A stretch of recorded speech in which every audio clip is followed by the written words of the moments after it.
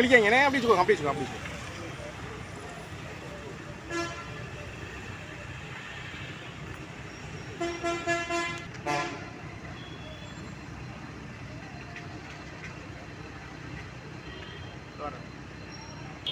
சொல்லுங்க சொல்லுங்க அண்ணா ரெடியா?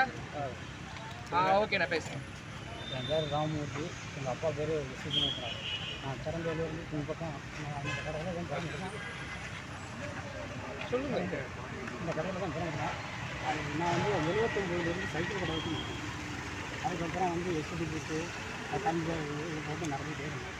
இப்போ வந்து கொஞ்ச நாளாக வந்து அந்த கடையை வீடுகளை இடிக்கவும், அதுக்கப்புறம் வந்து கடையை இடித்து போடுவோம்னு ஜேசிபி வச்சு இடித்து போடுவோம்னு இன்னும் குட்டியே சொன்னதுனால நான் முதல்வரிலிருந்து எல்லாத்துக்கும் நான் பெற்று நல்லா கொடுத்துருக்கேன். ஆனால் வந்து இப்போ ஒரு 5 மாதம் 5ஆம் மாதம் கொடுத்தாங்க. இப்போ வந்து என் கடையை வந்து சுலபமாக உடச்சிருக்காங்க. எனக்கு எலக்ட்ரிக் எல்லாமே மண்ணில் குறைஞ்சி கிடக்கும். நான் வாழ்வாதாரமே ஆடி பண்ணேன். என் பேர் ராமமூர்த்தி. பிரபு அவங்க வந்து குறைஞ்சி ஒரு 50 வருஷமாக அந்த கடையை தான் நடத்திட்டு இருக்காங்க. அந்த கடையில் வந்து ஃபஸ்ட்டு ஸ்டார்டிங்கில் வந்து சைக்கிள் கடை நடத்தியிருந்தாங்க. அதுக்கப்புறம் எஸ்டி போட்டு வச்சுருந்தாங்க.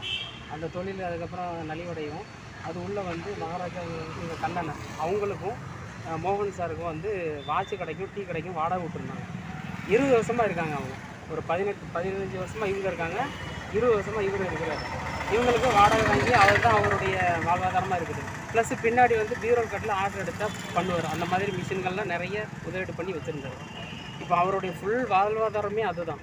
இப்போ வந்து என்னென்னா கொஞ்ச நாளைக்கு முன்னக்கூட்டியே இவங்க வந்து ஜேசிபி அந்த எதிர்மனிதர் வந்து ஜேசிபி வச்சுருக்காரு. அதை வந்து இடிச்சிருதான் அப்படின்னு மிரட்டல் கொடுத்தாரு.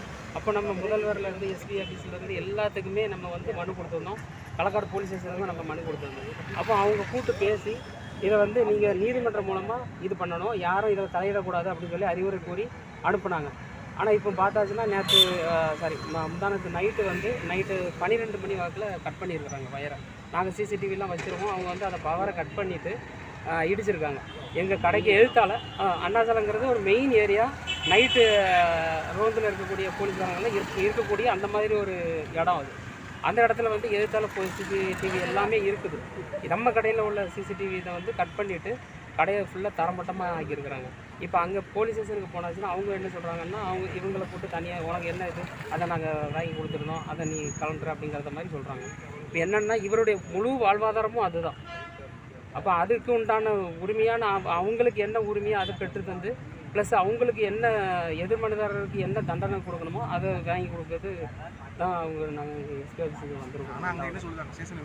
ஸ்டேஷனில் வந்து ஒரு சாதாரண ஒரு கேஸை போட்டு சும்மா ஒரு எஃப்ஐஆர் போட்டிருக்காங்க. அது நாங்கள் டிஎஸ்பி ஆஃபீஸுக்கும் போய் அதுக்கப்புறம் தான் அவங்க எஃப்ஐஆர் போட்டிருக்காங்க. இப்போ அவங்க ஒரு சாதாரண கேஸ் மாதிரி அதை இது பண்ணுறாங்க. தெஃப்ட்டு நடந்துருக்குது. ஆனால் அதெல்லாம் வந்து பொருள் ஓவராலாக பார்த்தாச்சுன்னா எப்படி பார்த்தாலும் ஒரு 30 மொத்தத்தில் பார்த்தாச்சுன்னா ஒரு 30 லட்ச ரூபா வரும். இப்போ என்னென்னா எல்லாமே எலக்ட்ரானிக் குட்ஸ். இவங்க வச்சுருந்தது எல்லாமே எலக்ட்ரானிக் குட்ஸ். எல்லாமே மண்ணில் புதைஞ்சி கிடக்குது. மழை தண்ணி பட்டாலும் மண் கீழே விழுந்தாலே காஸ்டிங்ஸு, கீழே விழுந்தாலே உடஞ்சிரும். அந்த மாதிரி பொருட்கள் தான். அதனால் 2வது சாரை பார்த்து எஸ்பி சாரை பார்த்து மனு கொடுக்கலான்னு தான் வந்துச்சு. எதிர்மனிதர்கள் இவங்க சொந்தக்காரங்க தான், இவங்களுடைய கூட பிறந்தவங்க தான். ஆனால் அவங்க என்ன செய்கிறாங்கன்னா அவங்களுக்கு உண்டான வாய்மொழி பேச்சில் உள்ள எல்லா கடைகளும் ஃப்ரெண்டில் உள்ள எல்லா கடைகளையும் அவங்க விற்றுருந்தாங்க. இவரையும் விற்க சொல்கிறாங்க. நாங்கள் விற்க மாட்டோன்னு இவர் நின்றுட்டுருக்காரு. அப்போ ஏத்தால இருந்து ப்ரெஷர் வருது, என்னால் விற்க முடியாது, நான் இந்த கடையை நான் தான் நடத்துவேன் அப்படின்னு. இதில் வேறு யார் ஆட்கள் தலையிடுறது ஒவ்வொரு ஆளும் ஒவ்வொரு இது விதமாக சொல்லுறாங்க. அது ஆனால் ஆட்கள் வந்து வேறு ஆட்கள்லாம் வராங்க. காவல்துறை காவல் நிலையத்தில் நடவடிக்கை எடுக்கல அப்படிங்கிறீங்களா? காவல்துறை அவங்க வந்து அவங்களுக்கு சாதகமாக பேசுகிறாங்க, மிரட்டுறது மாதிரி. நீங்கள் இப்போ இடிஞ்சு விழுந்துட்டு இப்போ அந்த இடத்துல பில்டிங் நாங்கள் கட்டுறதுக்கு இது பண்ணியாச்சுன்னா அப்போ ஏதாவது ஒன்றுன்னா எஃப்ஐஆர் உங்கள் மேலே வரும் அப்படிங்கிற மாதிரி மிரட்டுறாங்க. ஆக்ஷன் எடுக்க மாட்டேங்க. இசைக்கு பேர்